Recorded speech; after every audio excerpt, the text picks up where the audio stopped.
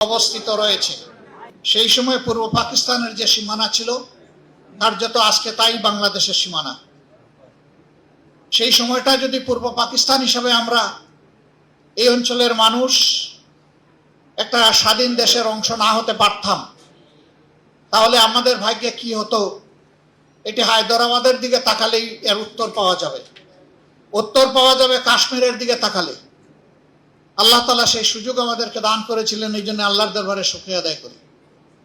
এই সময় যারা অবদান রেখেছেন, ত্যাগ স্বীকার করেছেন, জীবন দিয়েছেন, লড়েছেন, মামলা খেয়েছেন, জেলে গিয়েছেন, তাদের সকলের প্রতি আমরা গভীর শ্রদ্ধা নিবেদন করছি।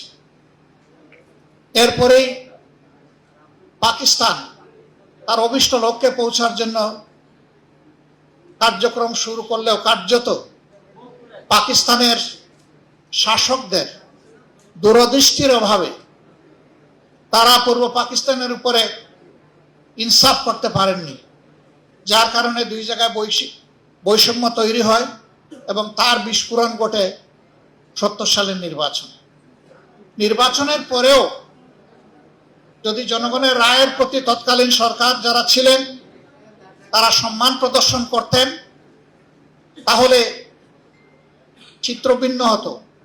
কিন্তু সেই সম্মানটুকু প্রদর্শন করতে ব্যর্থ হওয়ার কারণে একটি মুক্তিযুদ্ধ অনিবার্য হয়ে উঠেছিল।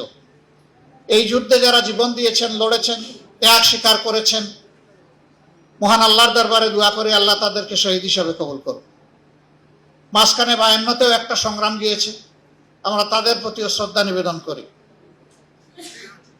ত্যাগ স্বীকারকারীদের মধ্যে যারা বেঁচে আছেন আমরা তাদের প্রতিও গভীর শ্রদ্ধা নিবেদন করছি। হলো বাংলাদেশ দ্বিতীয়বার স্বাধীন।